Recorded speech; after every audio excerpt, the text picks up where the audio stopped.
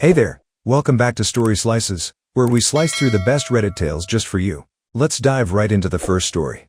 The first one is the Tittle story, and it starts like this. I've been a professional woodworker and furniture maker for over 15 years. About 3 years ago, I bought a property with a large detached workshop. We're talking a 2,000 square foot building with high ceilings, perfect for my business. The workshop was the main reason I purchased this place, as it allowed me to move my business from a rented commercial space to my own property, saving a ton on overhead costs.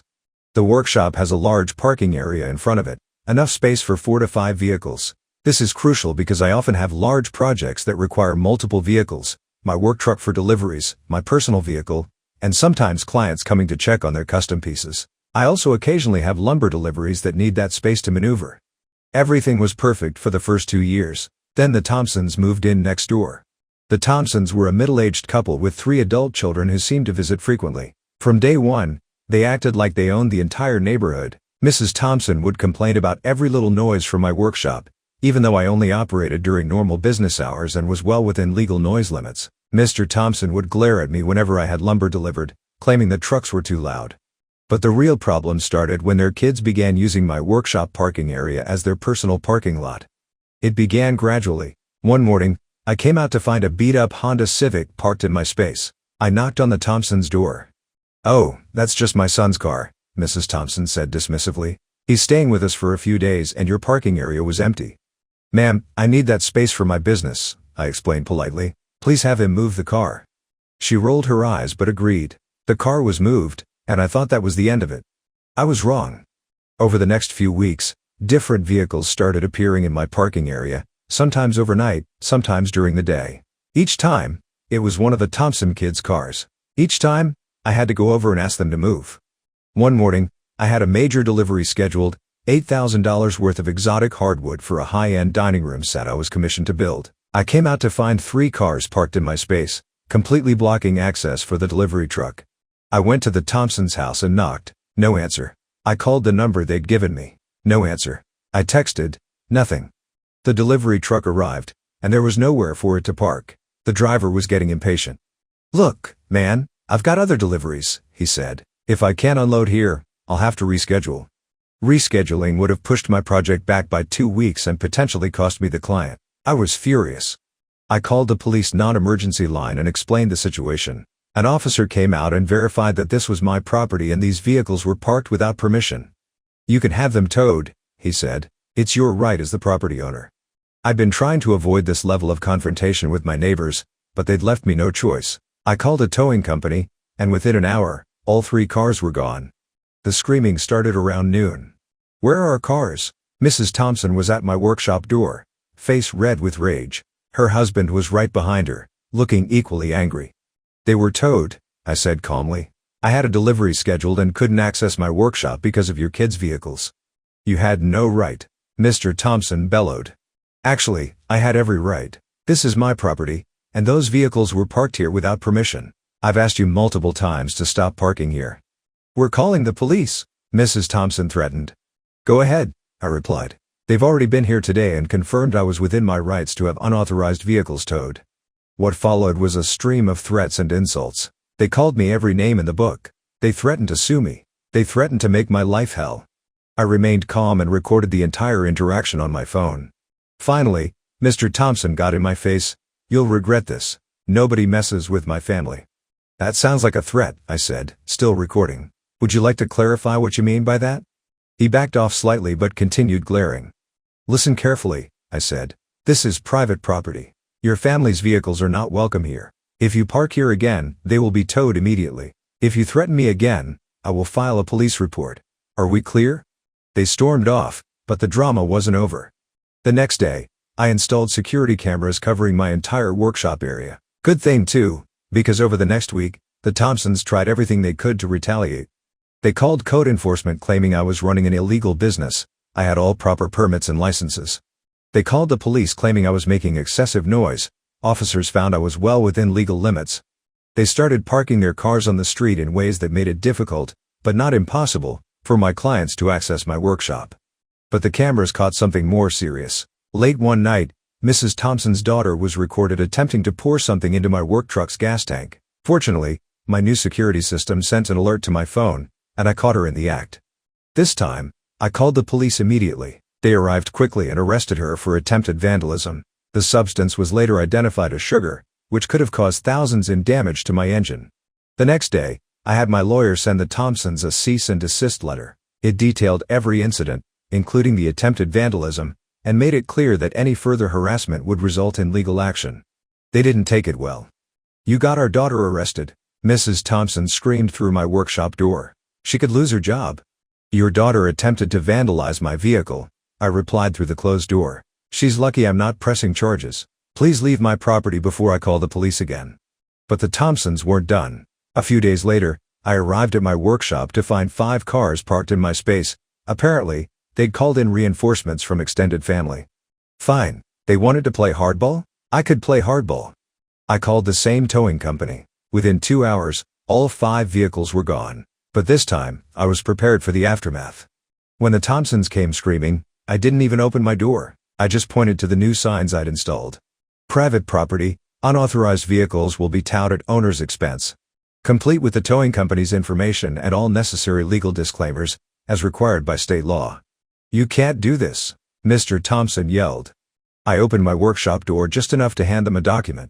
"This is a notice of trespass," I said. "It's been filed with the local police department. If any of you set foot on my property again without my express permission, you will be arrested. Have a nice day." I closed the door on their shocked faces. But I wasn't done. Remember all those recordings I'd been making?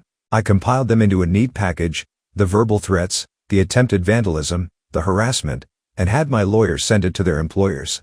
Was it petty? Maybe, but their daughter had tried to destroy my work vehicle, which I needed for my livelihood. Their son had threatened me. They'd tried to interfere with my business. Sometimes, petty is necessary. The results were spectacular. Their daughter was fired from her job in financial services. Apparently, they take attempted vandalism pretty seriously. Their son was put on probation at his law firm. Turns out, threatening small business owners isn't great for a junior attorney's career. The Thompsons themselves were suddenly facing social consequences too. Other neighbors, who had been watching this drama unfold, started avoiding them. The neighborhood association, which Mrs. Thompson had previously lorded over, voted her out of her position as secretary. But the best part? They couldn't afford the impound fees for all those cars. 5 vehicles, towed and impounded for several days, added up to thousands of dollars. They had to take out a loan to get them back. After that, the Thompsons went quiet. No more parking in my space. No more harassment. No more threats. They wouldn't even make eye contact when they saw me.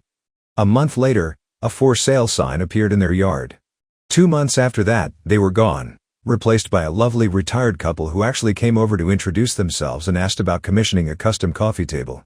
The workshop parking area has remained clear ever since, except for my vehicles and invited clients. My business has continued to grow, and I've even had to hire 2 assistants to keep up with demand.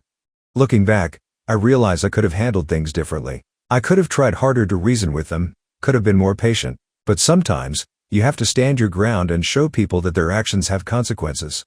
The whole experience taught me several valuable lessons.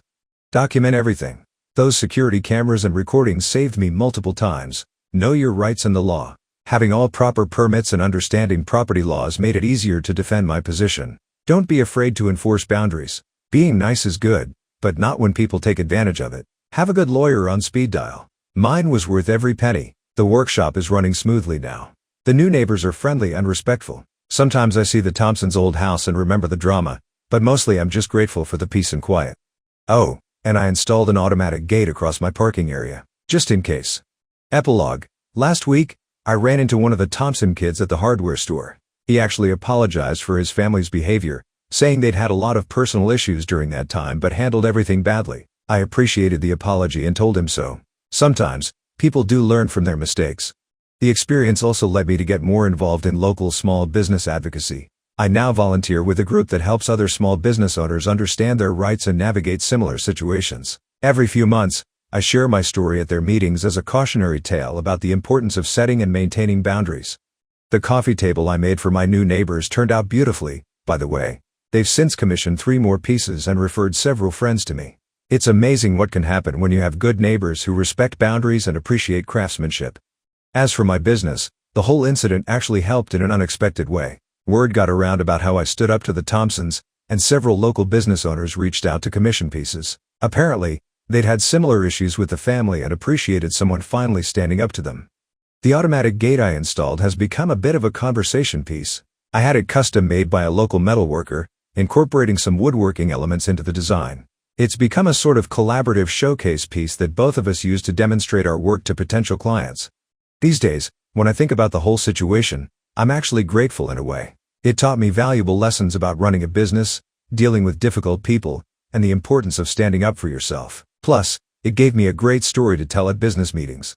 Just remember, if you're ever in a similar situation, document everything, know your rights, and don't be afraid to enforce them. And maybe invest in some security cameras. You never know when you'll need them. Update. It's been a year since my last post, and a lot has happened. I thought you all might be interested in how things turned out. First, remember how I mentioned running into one of the Thompson kids at the hardware store? Well, that interaction led to some unexpected developments. About 2 months after our chance meeting, I received an official letter from their family's lawyer. My first reaction was, here we go again, but it turned out to be something completely different. The letter was actually a formal apology and an offer to cover all the damages their family had caused, including my lost business time and legal fees. Apparently, the Thompson parents had gone through some serious therapy after moving to their new place, and part of their recovery process involved making amends for past behavior. But here's where it gets interesting. The letter included documentation showing that Mrs. Thompson had been diagnosed with severe anxiety and control issues, while Mr. Thompson had been dealing with undiagnosed depression. Not that this excused their behavior, but it explained some of their irrational actions. I showed the letter to my lawyer, who advised me to proceed cautiously. We drafted a response accepting their apology but making it clear that while we appreciated their effort to make amends, any future harassment would still result in immediate legal action. They sent a check covering all my documented losses, $3,200 for lost business time during the delivery incidents, $1,800 in legal fees, $750 for the security camera system, and $2,500 for the automatic gate installation. Total, $8,250. My lawyer verified the check before I deposited it. But the real satisfaction came from what happened next. Remember how I mentioned getting involved with local small business advocacy? Well, about 6 months ago, I was giving a presentation about property rights and business protection at a local Chamber of Commerce meeting. Who should be in the audience but Mr. Thompson himself? He approached me after the presentation, looking uncomfortable but determined. We had our first civil conversation in the meeting hall's lobby. I owe you a personal apology, he said. We were completely out of line. The stress of our kids moving back home, financial problems, and my own issues. We took it all out on you, and that wasn't fair. I appreciated his honesty but maintained professional distance. Thank you for saying that. I hope you understand why I had to take the actions I did. He nodded. We actually used your story in our family therapy sessions. The therapist helped us see how our behavior affected others and why boundaries are important. Then he told me something that made everything click. Their previous neighborhood had been very communal, with shared parking and loose property boundaries. When they moved next to my workshop, they tried to force that same dynamic without considering that this was my business, not just a neighbor's extra parking space. We should have respected your property from the start, he admitted. It took losing our reputation and nearly bankrupting ourselves with those impound fees to realize how entitled we'd become. The conversation was interrupted by someone calling my name. It was one of my biggest clients, coming to check on their custom dining room set. As I excused myself, Mr. Thompson handed me his business card. I know we can never be friends, he said, but I want you to know we've learned from this. I'm now volunteering with a community mediation program, helping neighbors resolve disputes before they escalate like ours did. I took his card and gave him mine. That's good to hear. Just keep respecting boundaries, and you'll be fine. The story could have ended there, but life has a way of coming full circle. Last month, I received an unexpected email from Mrs. Thompson. Their youngest son was getting married, and the bride wanted a custom-made wedding arch for the ceremony. Would I be willing to take on the project? I thought long and hard about it. On one hand, working with them again could be asking for trouble. On the other hand, they'd made genuine efforts to make amends. After consulting with my lawyer, always document everything, remember? I agreed under specific conditions. All interactions would be strictly business. Full payment upfront. Clear written contract with delivery and setup terms. Any harassment or boundary violations would result in immediate project termination without refund. They agreed to everything without argument, a clear sign that they'd actually changed. I completed the arch last week. It was one of my best pieces, a beautiful blend of dark walnut and maple, with intricate Celtic knot designs, the bride's heritage. When they came to inspect it, both Thompson parents were respectful and professional.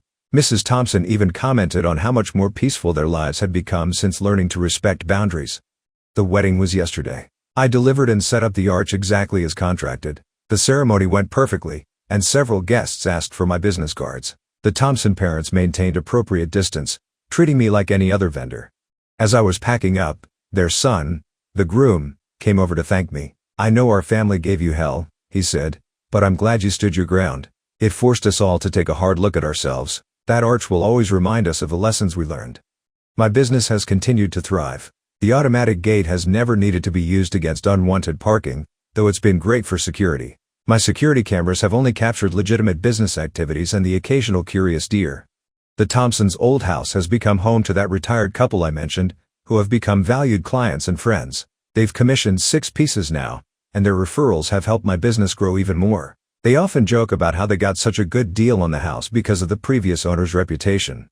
I've expanded my workshop space and hired 2 more assistants. The parking area now has professional landscaping and clearly marked spaces for clients. I've even added a small showroom where clients can see samples of my work. The whole experience has become a positive teaching moment. I still share the story at business seminars, but now I can include the resolution as an example of how people can learn and change when forced to face the consequences of their actions. My lawyer framed copies of all the documentation, the cease and desist letter, the towing notices, the formal apology, and the final payment, as a reminder that standing up for yourself, while difficult, is always worth it. The best part? My workshop is exactly what I always wanted it to be. A peaceful place where I can focus on my craft without drama or interruption. Sometimes the hardest lessons have the best results. So that's the update. Stand firm, document everything, know your rights, and don't be afraid to enforce them. But also be open to genuine change when people demonstrate it through actions, not just words. And yes, the automatic gate is still there. Some lessons you don't forget. The next one is entitled People's Story. Like the title says, won the grand prize at a raffle. It's a beautiful 6-person hot tub, and I would love to own one someday. The thought of snowboarding all day and coming home to a hot tub sounds amazing. I do have a backyard that has room for it, but I would need to get electrical outlets added, would need to flatten the ground for a concrete pad, possibly get plumbing, then there's the delivery, accessories and upkeep. Are there any frugal hot tub owners out there? What is upkeep like? Do you really use it often enough to justify the cost? I'm not afraid to do the hard work necessary to install it, but wondering if in the long run am I wasting all this money to upkeep costs? My wife keeps suggesting that we sell it and use it for a trip. What do you think? Update. Thank you all for so many helpful comments. Like I said, I was super excited to own a hot tub. I thought I had the perfect spot for it and was ready to do everything I could to get it installed. All the commenters brought up a lot of great points that I didn't consider. One was the increase in energy bills. Our electricity has recently undergone a 30% hike and in the summer is over $300 a month now. Adding a hot tub in the winter would have added $100 to $200 per month to that bill, as we live in a cold, snowy climate. 2 was the spot we picked out for it. After measuring where we thought it would go, we realized the spot wasn't big enough to fit the tub and we would have to put it somewhere that had a bit more room. This meant I would have had to run a longer electrical line, had to rip out part of an edged pathway and build a new gravel pad. The new spot had no privacy. It was in direct view of the neighbor's window, so adding some sort of privacy barrier would have been another cost. And it was still 20 feet from where we wanted it, which means in the winter I'd have to shovel a walkway to it and clear it all off. I know in the winter this is going to be a big factor in not using it, because it wouldn't be convenient to get to. 3 was the homeowner association and resale of the home. A lot of people mentioned that hot tubs can be considered a liability to the home when selling, as well as issues with homeowner associations, permits and inspections. That wasn't something we considered, and while we do plan on being in this home for a while, it's not our forever home. And 4 was the total cost and taxes. It will be reported to the IRS as a $10K prize, so I imagine I'd have to pay anywhere from $1,500 to $3,500 extra taxes next year. In addition to the $2K I would have had to spend on the electrician, adding a gravel pad, delivery fees, as well as the increase in water and power bills monthly. That could be something like $5,000 getting everything up and running and installed, and not something I anticipated spending before Christmas. So, here's what I did instead. I asked the owner of the hot tub place if I could convert the hot tub I want into a sauna instead, and he said yes. So I'm getting a super nice infrared indoor sauna that will sit inside my basement. It doesn't need expensive new power lines run, and no other associated upkeep costs going forward other than the power used. All in all, I'm super happy with the outcome. A tiny bit disappointed I don't get to soak in a hot tub, but I can still go snowboarding all day and come home to a nice heat soak. Thanks again everyone. Are you hungry for more slices of stories? Don't forget to subscribe and hit the bell to never miss out on any videos. See you tomorrow at Story Slices.